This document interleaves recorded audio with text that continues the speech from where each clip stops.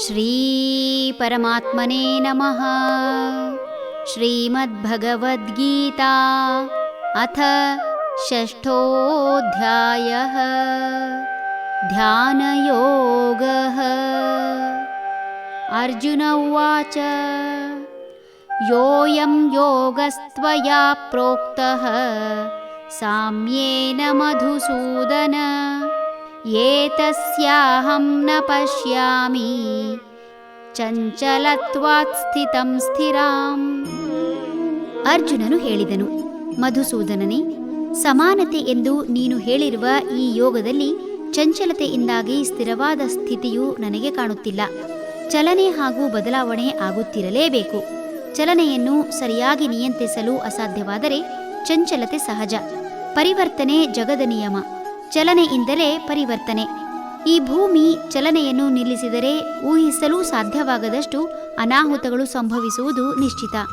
ಹಾಗೆಯೇ ಮನುಷ್ಯನ ಮನಸ್ಸು ಬುದ್ಧಿಯಿಂದ ನಿಯಂತ್ರಣಗೊಳ್ಳದೆ ಚಲಿಸುತ್ತಿದ್ದರೆ ಮರ್ಕಟ ಮರದಿಂದ ಮರಕ್ಕೆ ಹಾರುತ್ತಾ ಯಾವುದೇ ಕೆಲಸವಿಲ್ಲದೆ ಓಡಾಡುವಂತೆ ಮನಸ್ಸು ಸ್ಥಿರತೆ ಕಳೆದುಕೊಂಡು ವಿಷಯ ವಾಸನೆಯಿಂದ ಆಕರ್ಷಿತವಾಗಿ ಅಪ್ರಯೋಜಕ ಮತ್ತು ಬೇಡದ ಹಾಗೂ ಉಪಯುಕ್ತವಲ್ಲದ ಕಾರ್ಯದಲ್ಲಿ ಮಗ್ನನಾಗಿ ಚಂಚಲದ ಗೂಡಾಗುತ್ತದೆ. Rolling stone gather no moss ಎಂಬ ಇಂಗ್ಲಿಷ್ ಉಕ್ತಿಯಂತೆ, ಅಂದರೆ ಉರುಳು ಕಲ್ಲಿಗೆ ಪಾಚಿ ಕಟ್ಟುವುದಿಲ್ಲ. ಈ ಉಕ್ತಿಯನ್ನು ಸದಾ ಸಂಚರಿಸುತ್ತಾ ಕುಟುಂಬದ ಯಾವುದೇ ಜವಾಬ್ದಾರಿಯನ್ನು ಹೊರದೆ ಅಲೆಮಾರಿಯಂತೆ ಬದುಕುವ ಮನುಷ್ಯರಿಗೆ ಹೇಳುವುದು. ಅಲೆಮಾರಿ ಮನುಷ್ಯ ತನ್ನ ಹಾಗೂ ತನ್ನವರ ಬದುಕಿಗಾಗಿ ಸಮಾಜದಲ್ಲಿ ಸಿಗಬಹುದಾದ ಜ್ಞಾನ ಮಾರ್ಗವನ್ನು ಅಥವಾ ಜೀವನ ಮಾರ್ಗವನ್ನು ಅಳವಡಿಸಿಕೊಳ್ಳದೆ ಸದಾ ದುಶ್ಚಟಗಳಿಗೆ ದಾಸನಾಗಿರುತ್ತಾನೆ.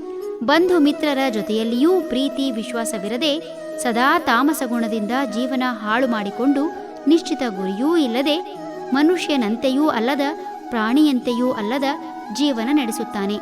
ಯಾವ ರೀತಿ ಜೀವನಕ್ಕೊಂದು ಸಂಸ್ಕಾರ ಬೇಕೋ ಹಾಗೆಯೇ ಮನಸ್ಸನ್ನು ಸರಿಯಾಗಿ ಬುದ್ಧಿಯಿಂದ ಕಟ್ಟಿಹಾಕಲು ಸಾಕಷ್ಟು ಯಮ ನಿಯಮಾದಿಗಳಾದ ಅಷ್ಟಾಂಗ ಯೋಗ ಅಥವಾ ಧ್ಯಾನ ತಪ ಪೂಜಾದಿಗಳನ್ನು ಮಾಡುತ್ತಲೇ ಇರಬೇಕು. ಅರ್ಜುನ ಇವೆಲ್ಲವನ್ನೂ ಅರಿಯದವನೇನಲ್ಲ. ಆದರೆ ಮೋಹದ ಪರದೆ ಮುಸುಕಿ ಅವನ ಮನಸ್ಸನ್ನು ಚಂಚಲಗೊಳಿಸಿದೆ.